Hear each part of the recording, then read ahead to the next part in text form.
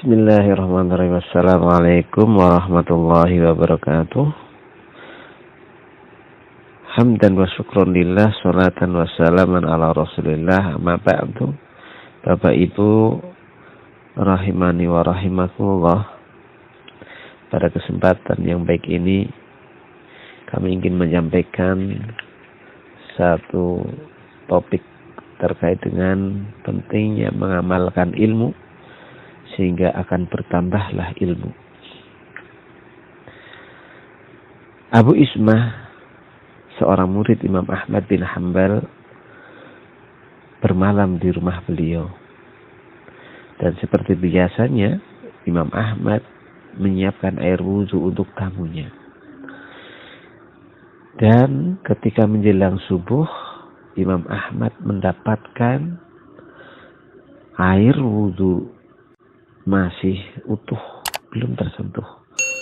Lalu beliau pun berkata kepada muridnya, apa sebenarnya tujuan Anda, tujuan kamu datang kemari? Abu Ismah pun menjawab, saya kesini untuk belajar hadis.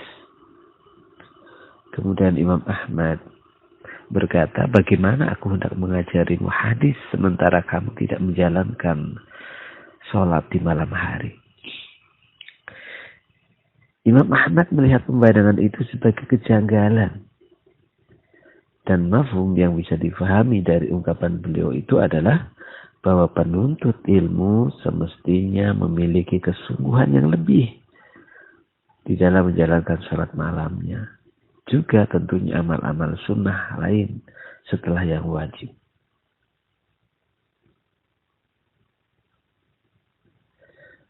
Sufyan bin Uyainah juga memiliki sikap yang mirip dengan Imam Ahmad. Beliau tidak berselera mendidik orang yang mencari ilmu, namun tidak ada tanda-tanda hendak diamalkan. Beliau berkata, jika kamu melihat seorang penuntut ilmu, ketika bertambah ilmu justru bertambah banyak debatnya, dan bertambah gandrungnya terhadap dunia, maka jangan ajarkan ilmu kepadanya. Sudah selayaknya seorang penuntut ilmu itu adalah antusias untuk mengamalkan ilmu yang telah didapatkannya. Sebagaimana antusias dia dalam mencari tambahan ilmu baru. Karena tujuan pokok menuntut ilmu adalah untuk diamalkan.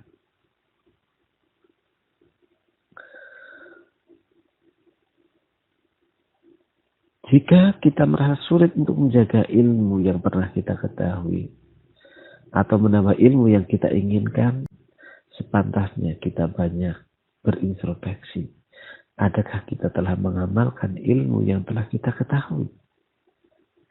Karena hakikat ilmu itu seperti yang dikatakan oleh Ibrahim bin A'dham.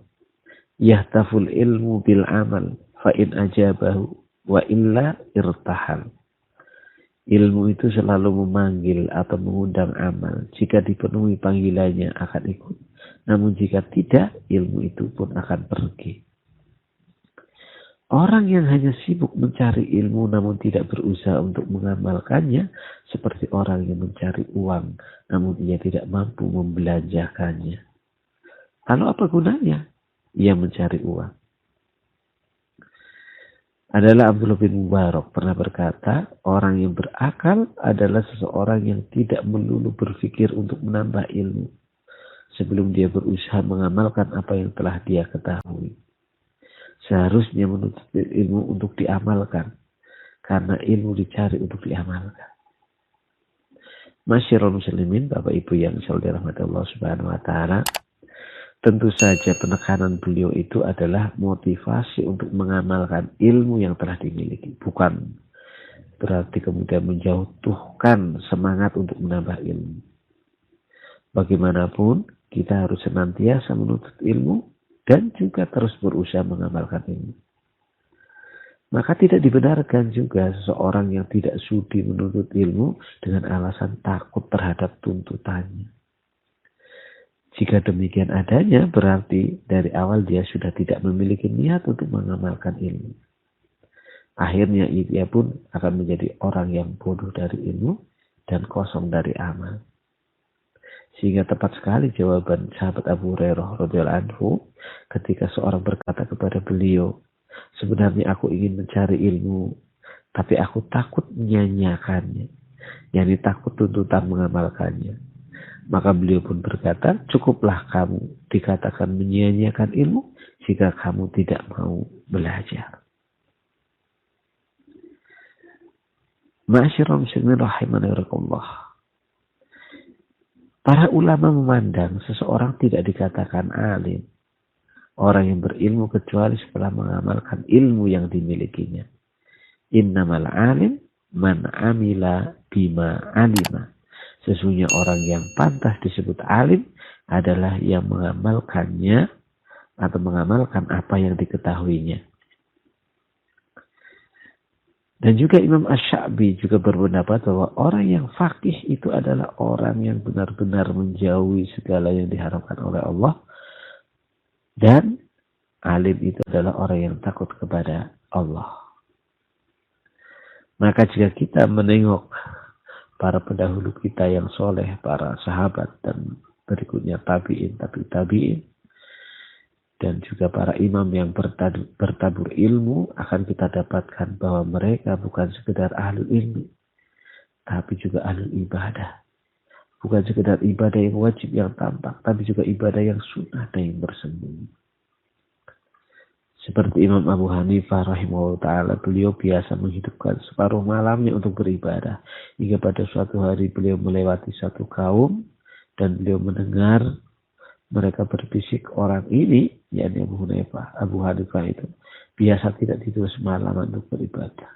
Maka Abu Hanifah berkata, sungguh aku malu kepada Allah jika aku disebut-sebut dengan sesuatu yang tidak aku lakukan. Oleh karena setelah itu, beliau pun selalu menghidupkan malamnya keseluruhan. Demikian juga terakhir adalah semoga Allah Subhanahu wa taala merahmati Imam Tawus. Apabila beliau terbangun di tengah malam, selalu merasa gelisah sebagaimana bijian berbolak-balik di atas wajan ketika digoreng. Kemudian beliau bangkit dari ranjangnya dan melaksanakan sholat hingga datang waktu subuh. Lalu berkata, disebutnya nar jahannam, menghilangkan tidurnya para hamba Allah.